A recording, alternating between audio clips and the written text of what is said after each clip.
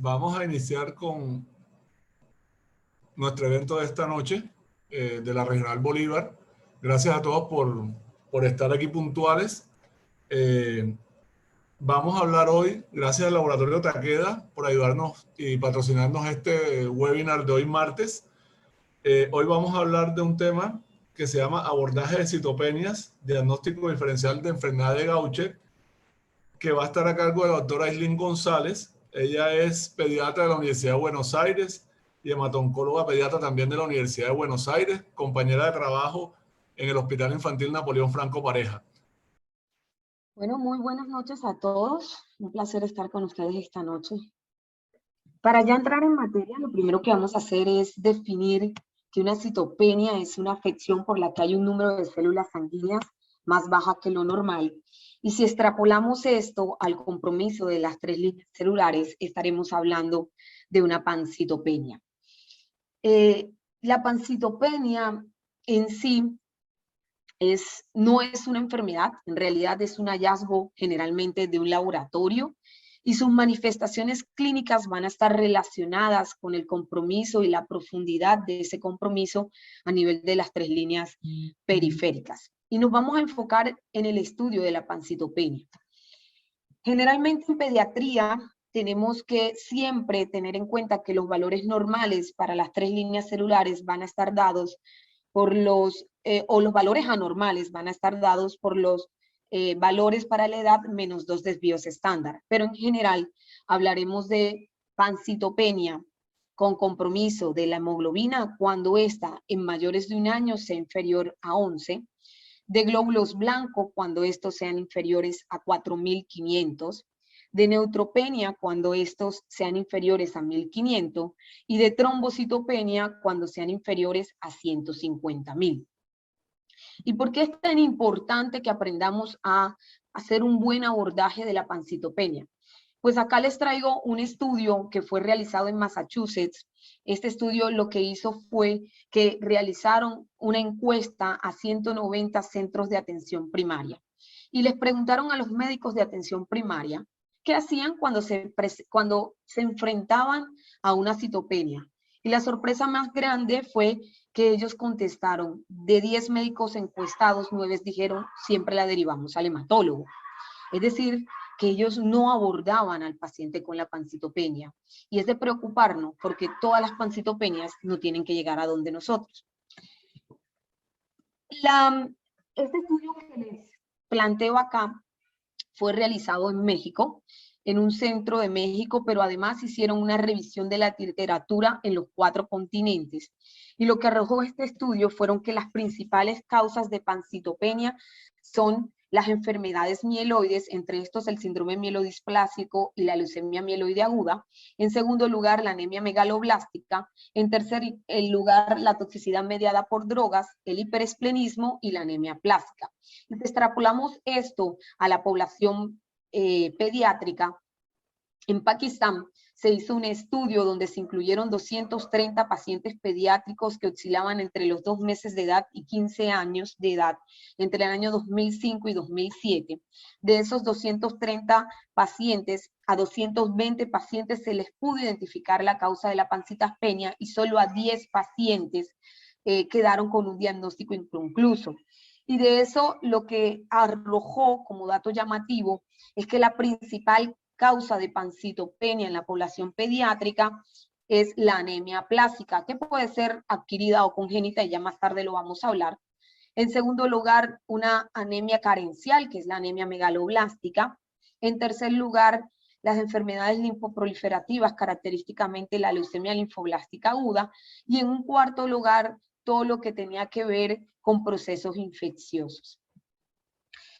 Es por este motivo que el estudio de una pancitopenia se puede dividir básicamente en 3, o sea, el estudio de una pancitopenia básicamente lo que nos obliga es a encontrar la causa que la está generando y así corregir el problema.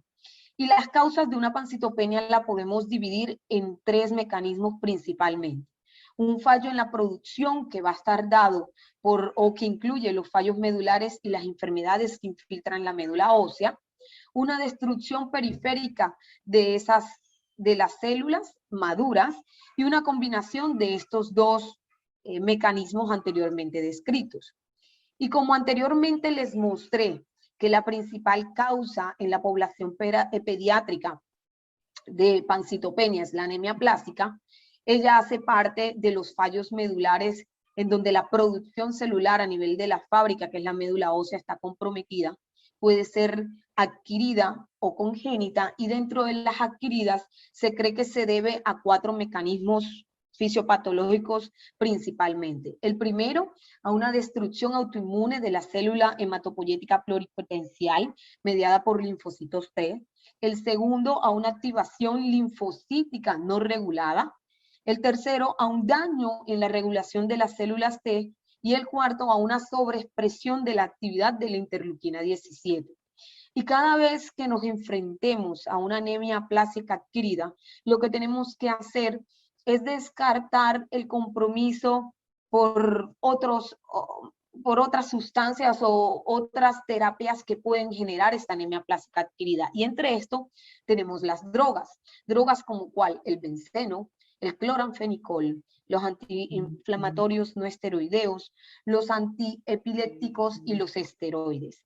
Y el mecanismo de acción de por qué las drogas generan una pancitopenia se debe a una toxicidad directa sobre la stem cell y en segundo a un mecanismo autoinmune dado por una disminución en la actividad de la P-glicoproteína. Y esta disminución en la actividad de la P-glicoproteína se traduce en una mayor acumulación de la droga a nivel del citoplasma celular, que lo que va a generar niveles tóxicos de esta droga. Otra de las causas que siempre debemos sospechar, sobre todo en los adolescentes tardíos y en los adultos, es la intoxicación mediada por el alcohol. Las intoxicaciones por alcohol generalmente comprometen las 3 líneas celulares y la toxicidad se debe a una toxicidad directa a nivel de las células de la médula ósea, pero también se debe a un aumento en la absorción del hierro a nivel del tracto gastrointestinal. Al aumentar la absorción de hierro a nivel del tracto gastrointestinal, se genera una sobrecarga hepática de hierro.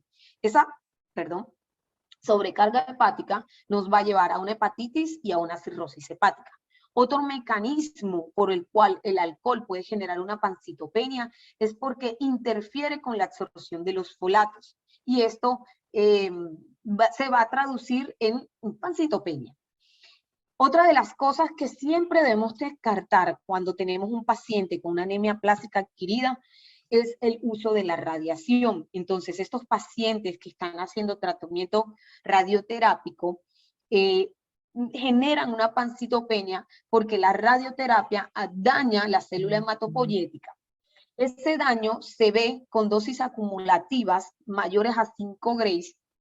Y esta citopenia se caracteriza porque tiene un nadir que va de 1 a 4 semanas y que puede demorar meses en corregir. Por eso, siempre que un paciente tenga tratamiento radioterápico, sobre todo a nivel de huesos grandes como la pelvis, el riesgo es una citopenia difícil de manejar que puede persistir en el tiempo. Y otra particularidad de la anemia plástica adquirida son las infecciones. Hay un estudio que hizo el equipo de Alessandro Paolo y colaboradores, que lo que hicieron fue que estudiaron pacientes con cáncer afebriles que tenían una citopenia. Y oh sorpresa, encontraron que la causa de la citopenia en el 63.8% de los pacientes eran las infecciones, y que de ese 63.8% de los pacientes, el 45% se debía a infecciones por virus. Los virus que principalmente estaban implicados son el virus de la hepatitis A, B, C, el citomegalovirus, el Epstein-Barr, el virus del herpes 6, el virus del VIH, y en nuestro medio también tenemos que incluir a la leishmania y a la tuberculosis. ¿Cuál es el mecanismo por el cual los virus pueden presentar o generar esta pancitopenia? El parvovirus B19 lo que hace es que ataca al proeritroblasto y entonces el eritroblasto no puede llegar a convertirse en un eritrocito y genera una plasia. Y los demás virus median esta pancitopenia por mecanismos mediados por células T. Ahora, la anemia plástica congénita generalmente se refiere a síndromes de fallo medular congénito, y entre esos síndromes de fallo medular está la disqueratosis congénita, la anemia de Fanconi, el síndrome de Swayam-Diamond, tenemos la trombocitopenia amegacariocítica congénita, también tenemos los síndromes asociados al gen GATA2. ¿Por qué es importante o por qué importan estos síndromes de fallo medular? Primero, porque una vez se sospechan, inmediatamente se diagnostican, deben hacerse una secuenciación genética que nos va a arribar un diagnóstico específico.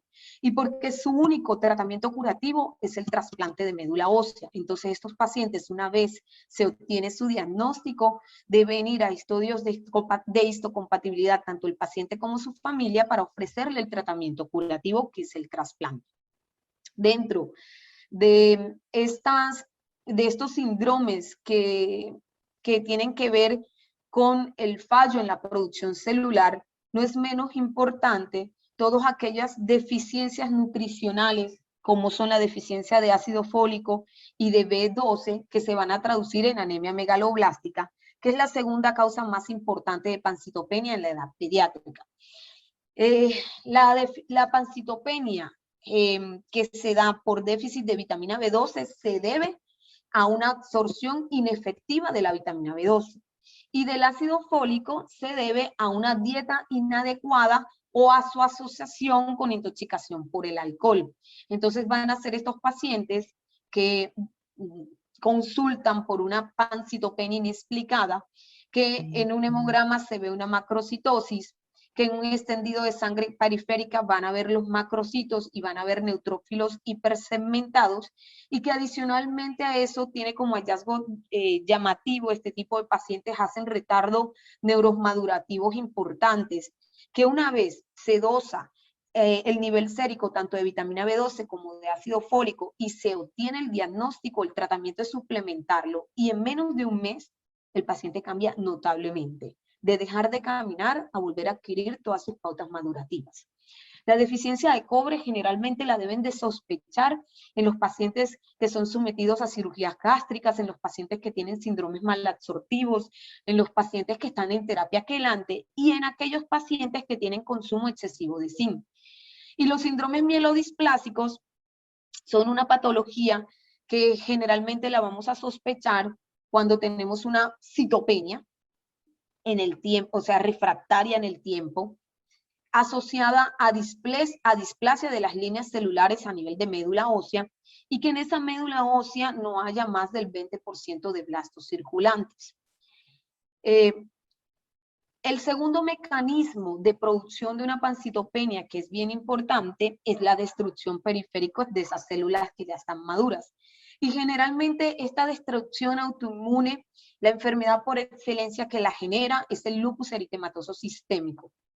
Y cuando tenemos un paciente con lupus eritematoso sistémico, siempre debemos recordar que la citopenia puede ser mediada por varios factores, no solo por una respuesta autoinmune, sino que también los medicamentos que reciben estos pacientes que son inmunosupresores, las infecciones que intercurren en este tipo de paciente, el hallazgo de esplenomegalia y hiperesplenismo asociado, la mielofibrosis autoinmune, también van a hacer que se genere esta pancitopenia y que como única posibilidad diagnóstica tengamos una biopsia de médula ósea. Y el secuestro esplénico es lo que se conoce como hiperesplenismo, y es el hallazgo de una esplenomegalia más el compromiso de una o dos o tres elementos celulares sanguíneos como un mecanismo compensatorio a nivel de médula ósea, que es el aumento de los progenitores de esos elementos que están comprometidos. El secuestro esplénico se corrige con la esplenectomía. Y ya entrando en los mecanismos donde intervienen tanto un daño a nivel de la producción celular como una destrucción periférica de esas células maduras, lo que tenemos que pensar, que es muy raro en pediatría, es la hemoglobinuria paroxística nocturna. Este es un desorden adquirido de la stem cell, donde lo que hay es una mutación a nivel del gen PIGA. Esta mutación a nivel del gen PIGA lo que produce es que las membranas celulares sean defectuosas a la hemólisis, pancitopenia y trombosis. Entonces, el gen PIGA lo que es un gen necesario para la producción del glucosilfosfatidilinositol. ¿Para qué sirve el glucosilfosfatidilinositol? Actúa haciendo que el CD55 y el CD59 se adhieran a la membrana plasmática. La pérdida del glucosilfosfatidilinositol deja como consecuencia una hemólisis intravascular mediada por el complemento. Antes el tratamiento de esta enfermedad solo era el trasplante de médula ósea, ahora tenemos nuevas moléculas como el eculizumab.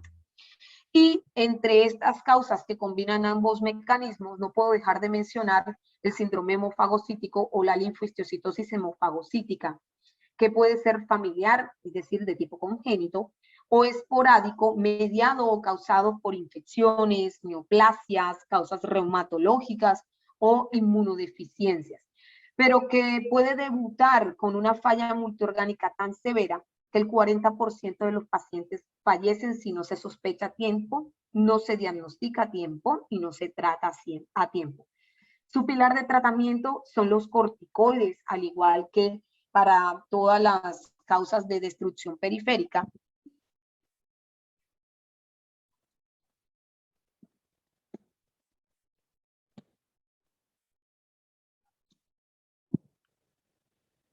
Pues teniendo como un bosqueo general de cuáles pueden ser las causas por las cuales se puede generar una pancitopenia, es muy claro que la pancitopenia da miedo. Y da miedo porque sus manifestaciones hemorrágicas son complejas de manejar, porque las causas que la producen, muchas de estas causas son raras para el conocimiento de los médicos, inclusive de los pediatras, inclusive para nosotros los hematólogos no es fácil arribar al diagnóstico, y muchas de estas causas necesitan tratamientos muy específicos como el trasplante de médula ósea para resolución. Entonces la idea es que para su abordaje diagnóstico, por ejemplo, se los planteo de la siguiente manera. Dividamos el abordaje diagnóstico de una pancitopenia en dos. Uno, si es urgente, y dos, si requiere evaluación de médula ósea. Y cuando hablamos de si es urgente, me refiero a si el paciente que debuta con una pancitopenia necesita un manejo inmediato o un manejo hospitalario.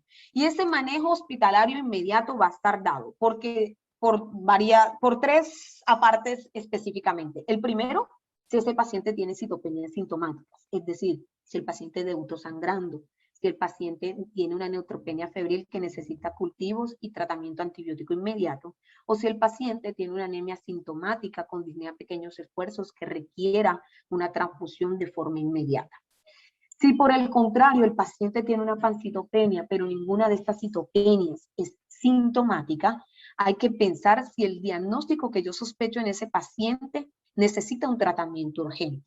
Y en este caso, el diagnóstico principal es la sospecha de un síndrome linfoproliferativo, más específicamente una leucemia linfoblástica aguda, y mucho más específico todavía, la sospecha de una leucemia promielocítica aguda, que es la única emergencia oncológica, y es emergencia porque el 90% de los pacientes debutan con coagulación intravascular diseminada, y de ese 90%, el 30% va a fallecer en una fase de inducción si no recibe el tratamiento adecuado.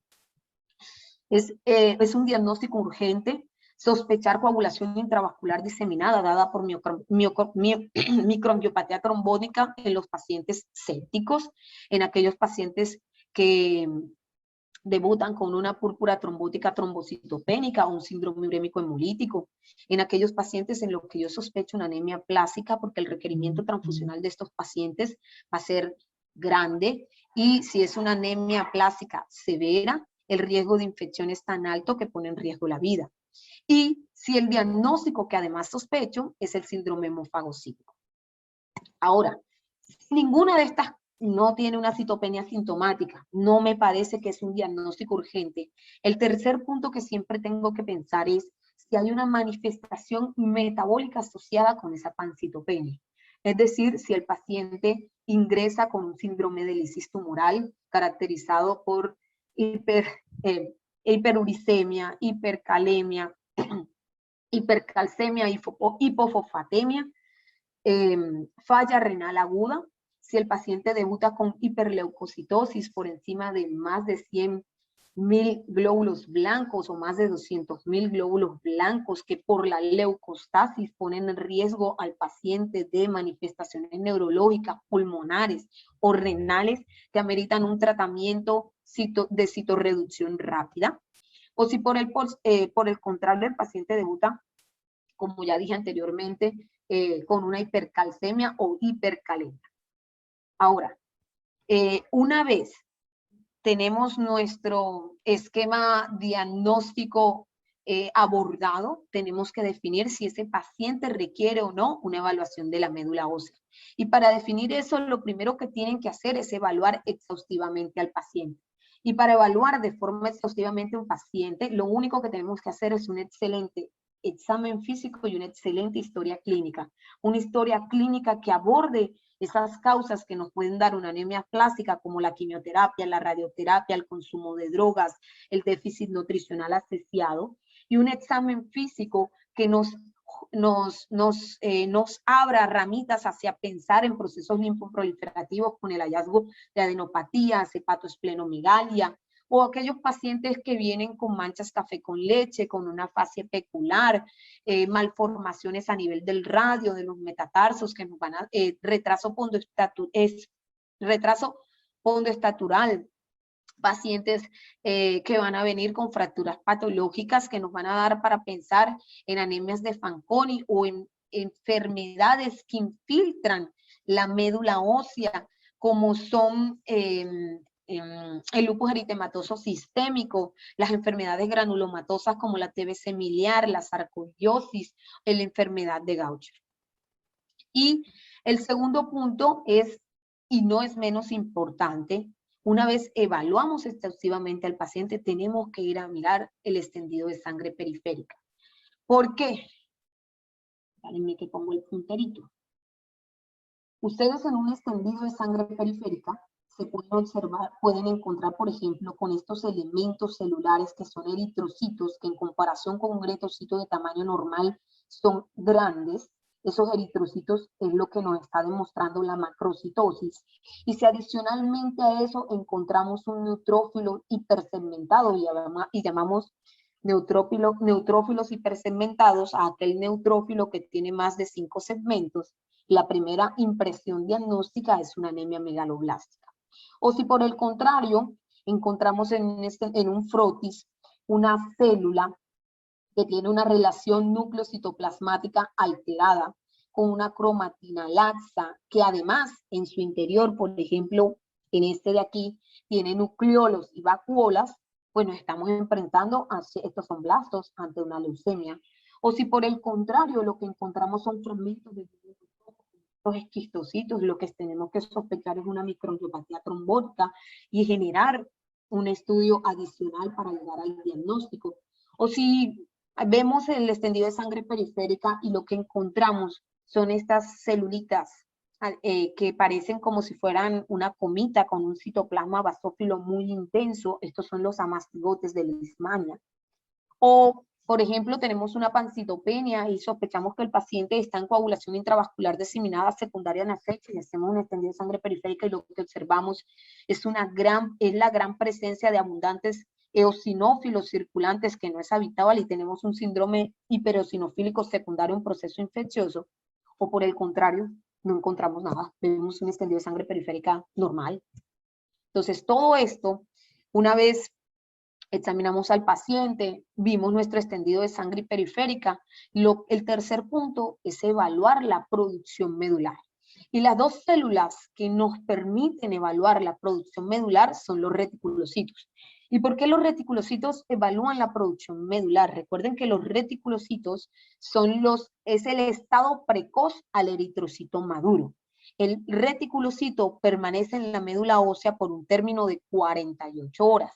Y circula en sangre periférica por un término de un día hasta que madura en un eritrocito. Cuando tenemos una falla en la producción medular y la médula censa que necesita generar mayor número de glóbulos rojos para compensar ya sea la destrucción periférica o ya sea la falla, los reticulocitos deberían ser el mecanismo compensador. Entonces nos hablan de producción de la fábrica.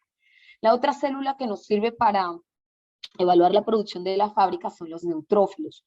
¿Y por qué los neutrófilos? Los neutrófilos tienen una vida media desde el mielocito o desde el mieloblasto hasta que se produce el neutrófilo maduro de más o menos 10 días.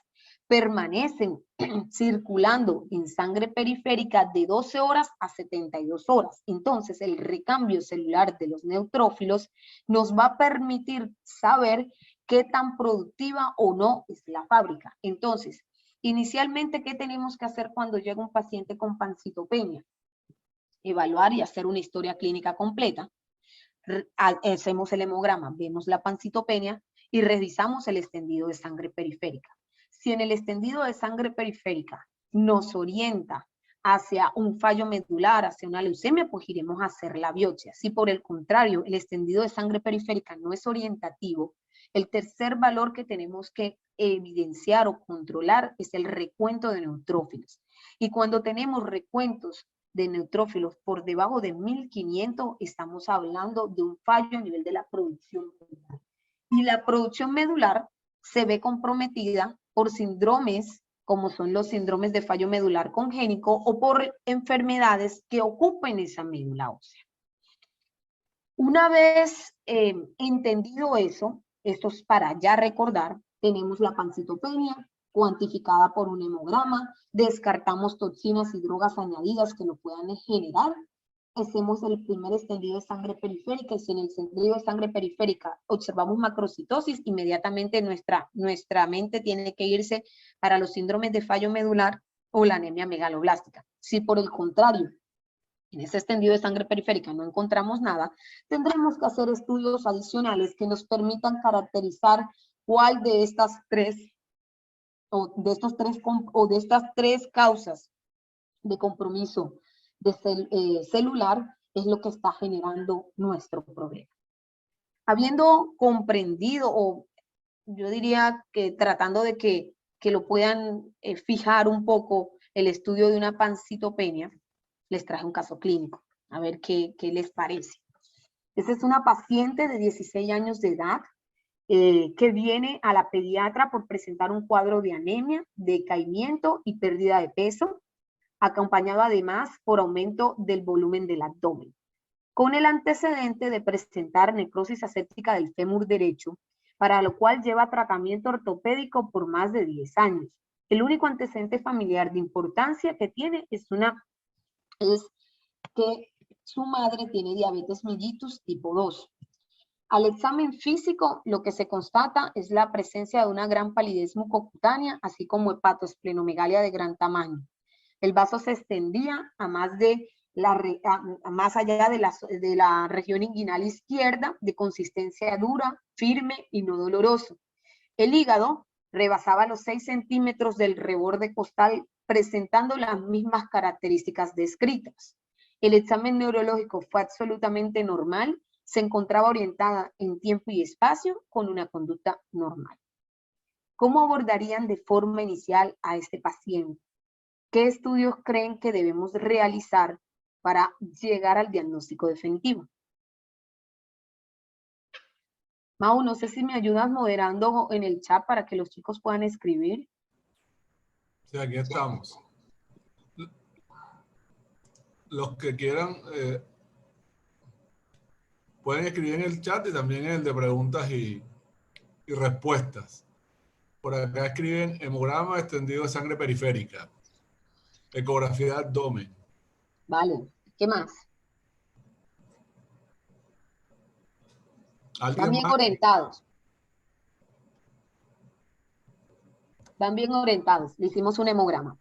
En el hemograma encontramos... Perfil de lisis también. Perfil de lisis. Vale, yo les voy diciendo y ustedes me van diciendo qué piensan. En el hemograma encontramos una hemoglobina de 5, un hematocrito del 15%, blancos totales en 4.320 con 30% de neutrófilos, plaquetas en 71.000 con compromiso de los tiempos de coagulación. Le hicimos una ecografía donde se observa una hepatosplenomegalia y en las radiografías lo que se pudieron apreciar son lesiones de la necrosis aséptica del fémur derecho que tiene esta paciente. Vieron que yo les dije, examen físico completo, historia clínica detallada, hacemos un extendido de sangre periférica. Yo les aviso que en el extendido de sangre periférica de esta paciente no se observaron blastos, no se observó nada, solamente manifestaciones asociadas a las citopenias que tiene esta paciente. ¿Qué amerita esta paciente para poder arribar a su diagnóstico? O en el algoritmo que les dije, ¿qué es lo que tienen que evaluar? Volumen corpuscular, 75.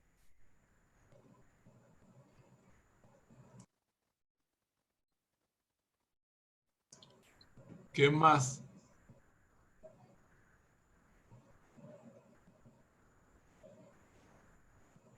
Acuérdense que el segundo punto es, ¿amerita o no? Estudios de extensión para la anemia.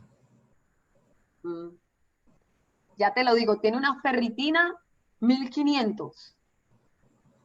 Es lo único que le hicieron, no le hicieron más nada. Reticulocitos, 1%. Gota gruesa negativo. No es infeccioso. LDH, 350. Ácido úrico, 6. El examen físico ya se los conté. Ionograma normal. ¿Qué es PFH?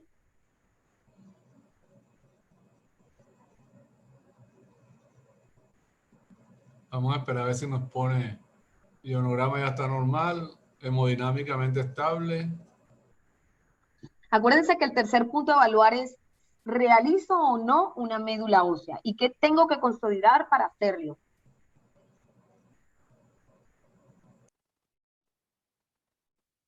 Ácido úrico, pruebas hepáticas.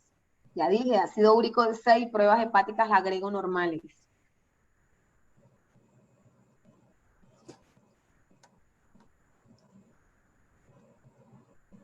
Recuerden, no hay macrocitosis, no pueden pensar en fallos medulares congénitos, ni en síndromes mielodisplásicos, ni en anemia megaloblástica inicialmente. Eso es una anemia microcítica con compromiso de las otras dos líneas celulares. El paciente está hemodinámicamente estable y el extendido no les arrojó nada para ayudar o apoyar su diagnóstico. Doctor, tiene 5 de hemoglobina. Si bien no está hemodinámicamente estable, tiene que hospitalizarla.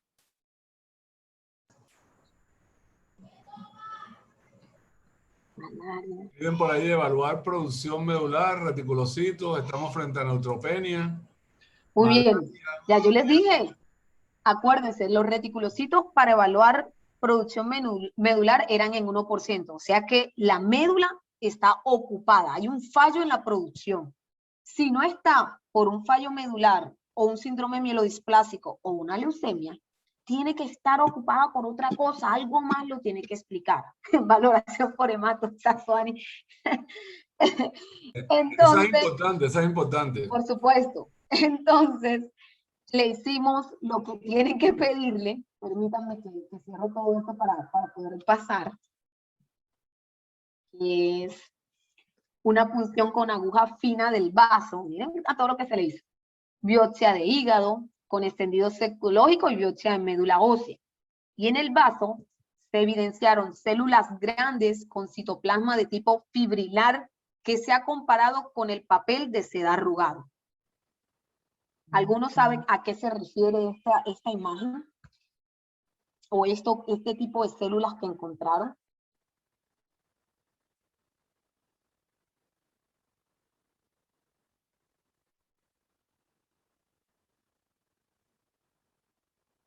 No, los amastigotes de la imagen ya se los mostré, no tienen nada que ver con esta célula grandota.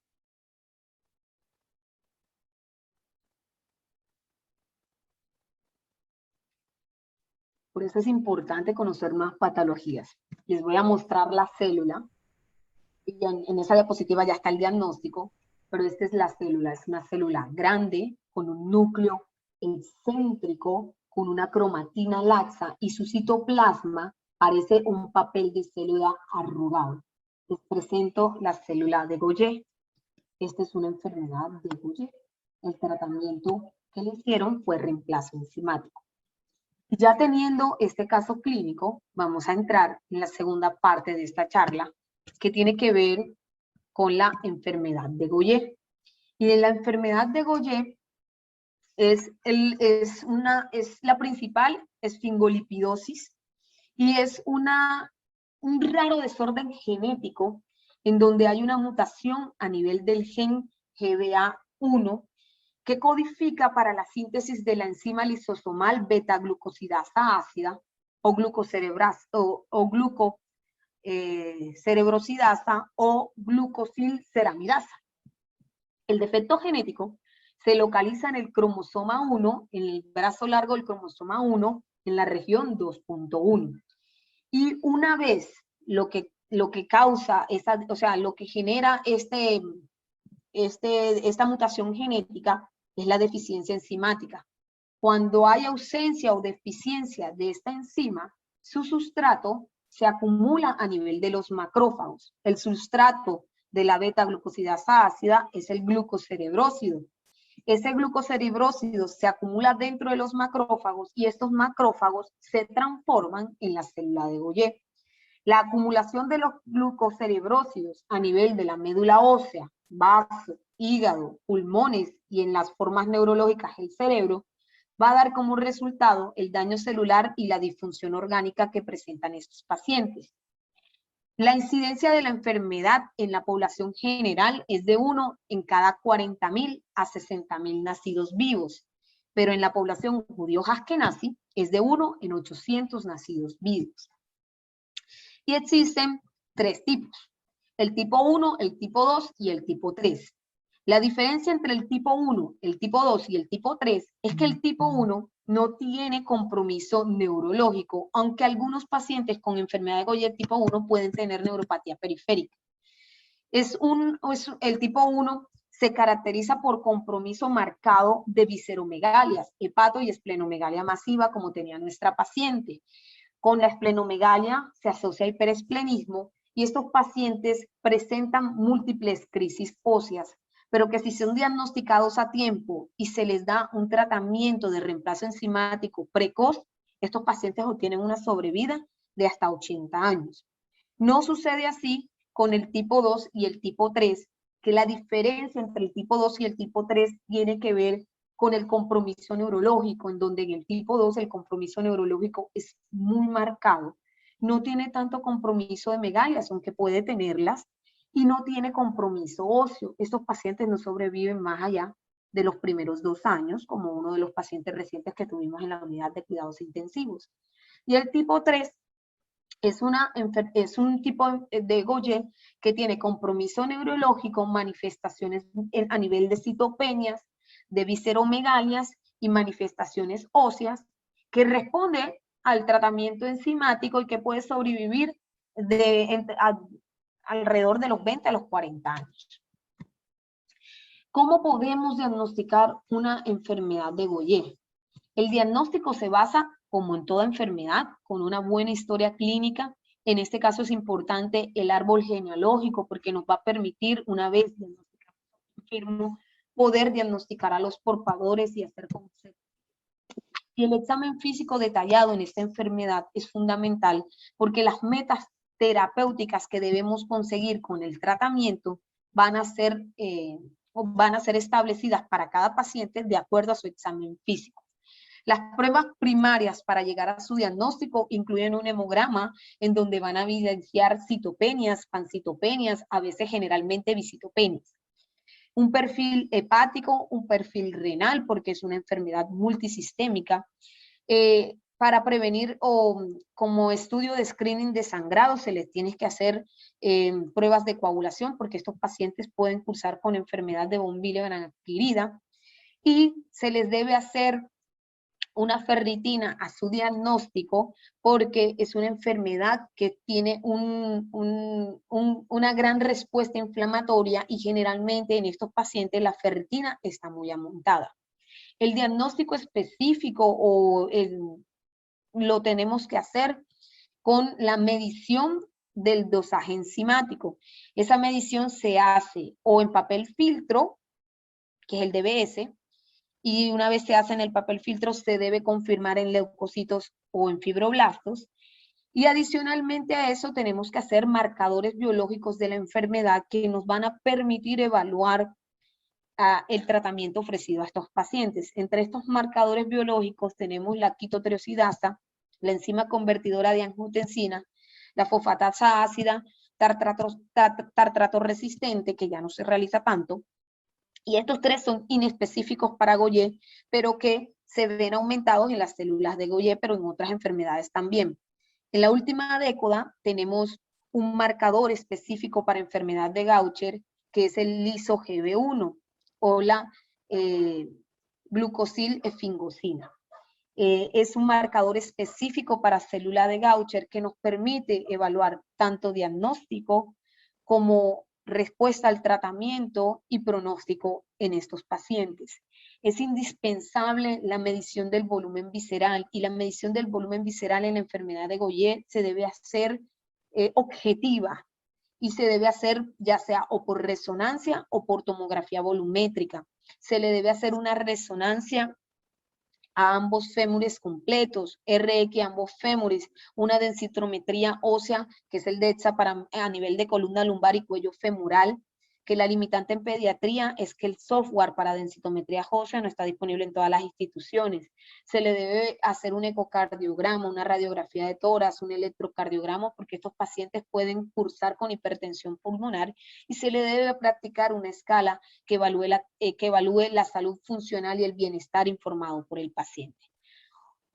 ¿Cuáles son entonces el diagnóstico? Se obtiene, como ya les dije, con la medición enzimática a nivel de los leucocitos y de los fibroblastos, con la realización de los biomarcadores que nos van a permitir controlar el tratamiento, y es fundamental realizar el estudio molecular a nivel del gen GBA, que lo que nos va a permitir es detectar mutaciones que son factor pronóstico en nuestros pacientes, como es la N370S, que se asocia a enfermedad de Gaucher en el 90% de los casos tipo 1, y que nos garantiza que el paciente no va a tener, compromiso neurológico. O por el contrario, si encontramos la mutación L4P, esta sí se asocia a manifestaciones neurológicas y pronóstico adverso en estos pacientes. Pero como todos los pacientes no van a debutar con citopenias ni con visceromegalias, en Buenos Aires se creó un protocolo que es el protocolo Big One, y que lo que nos permite es diagnosticar enfermedad de Gaucher, pero a través de las manifestaciones óseas de la enfermedad. Y este protocolo, lo que nos compete a nosotros los pediatras, es en todo paciente que debute con osteomielitis en donde no haya un hallazgo infectológico asociado, es decir, no tengan hemocultivos positivos, o en los curetajes de esa osteomielitis no se obtenga aislamiento de germen, deben ser estudiados para enfermedad de Gaucher. Todo paciente que presenta necrosis avascular del fémur, que sea excluido el trauma, el uso de corticoides, la diálisis, las hemoglobinopatías como la anemia de células falciformes, el lupus eritematoso sistémico, el uso de radioterapia y el alcoholismo, debe ser estudiado para enfermedad de Gaucher. Todo paciente que debute con fracturas recurrentes inexplicables, así no tenga visceromegalias y no tenga citopenias, se le debe buscar enfermedad de Gaucher. Este estudio, lo que consiguieron en 2 años, fue 38 muestras de los pacientes, y de esas 38 muestras diagnosticaron a 4 pacientes. 2 de estos eran pediátricos con edades inferiores a los 16 años, una nena de 10 años y otra de 7 años. Y la nena de 10 años había tenido una osteomielitis a los 4 años de vida, que había tenido tratamientos recurrentes, nunca con aislamiento de germen. Y había una hematóloga, lo pensó y se diagnosticó. Y el nene de 7 años había debutado con fracturas patológicas de causa desconocida. Entonces es importante siempre que tengamos una manifestación ósea que no se encasilla dentro de lo habitual, dentro de lo esperado, piensen en enfermedad de Gaucher. Una vez diagnosticado nuestro paciente, los objetivos terapéuticos que o sea, el tratamiento, existen dos modalidades de tratamiento actualmente. Una es el reemplazo enzimático y la otra es la terapia con reducción de sustrato. Entonces, la terapia de reemplazo enzimático tiene como objetivo normalizar los niveles de las citopenias y así disminuir, o sea, normalizar las citopenias y eliminar los síntomas asociados a estas, prevenir la necesidad de una esplenomegalia, prevenir crisis óseas futuras y progresión de la enfermedad ósea y promover un crecimiento oportuno. Entonces yo les decía que es bien importante el examen físico en una enfermedad de Gaucher, porque para determinar la dosis de tratamiento tú tienes que clasificar al paciente si es de riesgo alto o de riesgo bajo. Y para la clasificación del riesgo, lo único que tienes que tener en cuenta es que cualquier situación que complique o exacerbe la enfermedad de Gaucher o sus síntomas hace parte de riesgo alto. Para cosas prácticas, todos los pacientes pediátricos hacen parte de riesgo alto. Y aquí están incluidos todas las manifestaciones óseas de la enfermedad, los pacientes que tienen visceromegalias masivas con una hepatomegalia mayor a 2.5 veces el valor normal y una esplenomegalia mayor a 15 veces el valor normal, y síntomas asociados a esas megalias como son la hipertensión portal, la hepatitis, los infartos esplénicos y la enfermedad renal asociada. Y riesgo bajo serán todos aquellos pacientes que tengan una función hepática, cardíaca, pulmonar y renal normal, que tengan mínimas secuelas en su calidad de vida y que solamente tengan como enfermedad ósea una leve osteopenia o deformidad en el área del medio.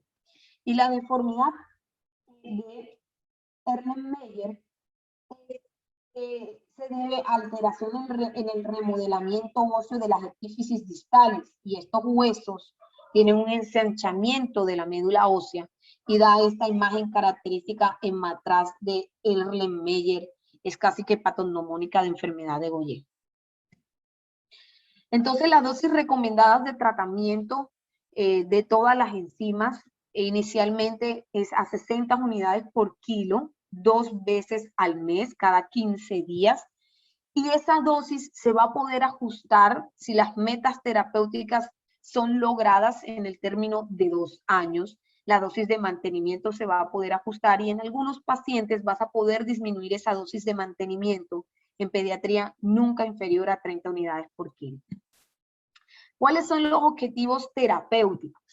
Entonces, la primera meta terapéutica con respecto a la anemia es mantener hemoglobinas por encima de 11. Esto va a eliminar el transfusional, elimina los síntomas asociados a la anemia como son la fatiga, disnea, astenia. Y el otro punto importante es que una vez alcanzada esa hemoglobina debe mantenerse en el tiempo. Pero miren el término. Esto es un tratamiento a mediano y largo plazo, en los primeros 12 a 24 meses. Lo mismo para la trombocitopenia. La meta terapéutica es incrementar el recuento de plaquetas durante el primer año de tratamiento lo suficiente para prevenir hemorragias, es decir, mantener plaquetas por encima de 60.000. En los pacientes esplenectomizados durante el primer año de tratamiento se tienen que normalizar a su valor normal. Y en los pacientes que no están esplenectomizados, si debutan con una trombocitopenia severa, es decir, menos de 50.000, en el primer año queremos que se incremente 1.5 veces su valor y desde el segundo al quinto año debe alcanzarse la normalización. Por el contrario, si el paciente debuta con una trombocitopenia leve o moderada, el recuento plaquetario debe incrementarse 1.5 veces a 2 veces durante el primer año y normalizarse durante el segundo año. Con respecto a las metas terapéuticas del compromiso óseo, la principal meta terapéutica es disminuir el dolor en los primeros 2 años de tratamiento, que el paciente no vuelva a presentar crisis óseas, que se prevenga la presencia de necrosis avascular de cadera, el colapso articular subcondral, y en los pacientes que debutan con osteopenia, mejorar la densidad mineral ósea a nivel de pediatría, alcanzar la masa esquelética pico normal o ideal para el paciente pediátrico. Esto en el término de los primeros 2 años de tratamiento. Lo mismo para la hepatomegalia, que durante el primer año de tratamiento queremos que reduzca entre un 20 y un 30%, y durante el segundo año, a los 5 años, entre un 30 y un 40%. Así evitamos el deterioro pulmonar, la muerte súbita, y prevenimos o evitamos la esplenectomía. En la esplenomegalia, el volumen del vaso debe disminuir un 30 o un 50% el primer año y de un 50 a 60% en los 2 a los 5 años posteriores, evitando la distensión abdominal, la saciedad precoz, nuevos infartos esplénicos y el hiperesplenismo asociado. Entonces, una vez realizamos la evaluación inicial, planteamos las metas terapéuticas para nuestro paciente, determinamos que nuestro paciente es de alto riesgo, comenzó con la dosis de 60 unidades por kilo 2 veces al mes, se tiene que continuar un control regular para ver el logro de todas esas metas terapéuticas. Si el paciente consigue sus metas terapéuticas, podemos considerar reducir la dosis de mantenimiento con un control regular que esas metas terapéuticas no revierten. ¿Cuáles son los medicamentos disponibles para terapia de reemplazo enzimático? Son 3: imiglucerasa, belaglucerasa y caliglucerasa, todas 3 en el mercado colombiano. La que más años en el mercado tiene es imiglucerasa, le sigue vela y la más nuevita es caliglucerasa. Y adicionalmente a la terapia de reemplazo enzimático, como les dije, está la terapia de reducción de sustrato, que el primer medicamento que salió al mercado es miglustat, no está indicado para pediatría, solamente para la población adulta, y en segunda línea de tratamiento en aquellos pacientes en los que no se pueda realizar terapia de reemplazo enzimático o el paciente la rechace. Lo que hace el miglustat es inhibir la sintetasa, la glucosilceramida sintetasa, es decir, que no se produce el glucocerebrócido, el glucocerebrócido no entra dentro del macrófago y por tanto no entra o no se forma la célula de Golgi. ¿Cuáles han sido los problemas con miglustat? Que ha tenido varios efectos adversos, sobre todo de tipo gastrointestinal. Se ha dado pérdida de peso durante el primer año, muchas náuseas y muchos vómitos, pero también se ha definido que con una reducción de la dosis todos estos efectos son reversibles.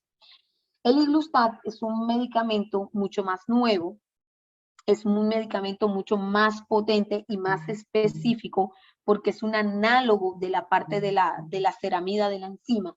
Entonces inhibe también la glucosilceramida sintetasa y logra las mismas metas terapéuticas que con la terapia de reemplazo enzimático. Por lo tanto, el miglustat sí está indicado en primera línea de tratamiento de enfermedad de Gaucher tipo 1, pero solo para los adultos. Ustedes me preguntarán, doctora, ¿y la esplenectomía en los pacientes con enfermedad de Gaucher, si tienen un vaso masivo, tiene una cabida? No. Desde la era de la terapia del reemplazo enzimático, los pacientes con enfermedad de Gaucher no deberían ser esplenectomizados. Sobre todo, ¿por qué? Por las complicaciones asociadas a cualquier esplenectomía que tienen que ver con el riesgo de infección, de trombosis, de generación de nuevas neoplasias. Y peor aún, en enfermedad de Gaucher, los pacientes que se han esplenectomizado se les ha visto que tienen una presentación más adversa de la enfermedad, sobre todo en las manifestaciones esqueléticas, fibrosis hepática, hipertensión pulmonar y con la presencia de hepatocarcinoma hepático. Estos pacientes en las crisis óseas también necesitan un tratamiento analgésico importante que puede ir desde el primer nivel con acetaminofén hasta opioides como la morfina. Para el tratamiento de la osteoporosis precoz, los bifosfanatos en enfermedad de Gaucher tienen un uso controvertido. En pediatría no está indicado su uso. Se usan tratamientos mucho más específicos para el manejo de la osteopenia. El trasplante de médula ósea era el único tratamiento disponible para enfermedad de Gaucher antes de la terapia de reemplazo enzimático. Y ahorita solamente quedó en consideración para aquellos pacientes que debutan con manifestaciones severas y progresión severa de la enfermedad, como es la fibrosis y la falla hepática. Estos pacientes necesitan un soporte psicosocial importante, porque este es un tratamiento de por vida, porque estos pacientes tienen un retardo conductoestructural importante si el diagnóstico no es precoz, porque su calidad de vida se va a ver comprometida. Entonces el soporte psicosocial es importante para lograr la adherencia al tratamiento. Y en estos pacientes, cada vez que van a ser intervenidos, se les debe hacer como prevención de sangrado un estudio de screening de hemostasia. Y dependiendo de los hallazgos, pues así definiremos la conducta hematológica asociada para el control de sangrado. Entonces, el objetivo en la enfermedad de Oye es monitorizar las citopenias, lograr nuestros objetivos terapéuticos, regular el control clínico, biológico y radiológico de estos pacientes. Pero algunos pacientes van a tener manifestaciones irreversibles de la enfermedad. ¿Y cuáles son esas manifestaciones? Pues la necrosis avascular de cadera, que muchos de estos pacientes van a necesitar reemplazo de cadera a posteriori. Las secuelas que generan los infartos óseos son irreversibles. Y por supuesto, la fibrosis hepática y esplénica que pueden llevar incluso a un trasplante hepático en estos pacientes. Muchísimas gracias.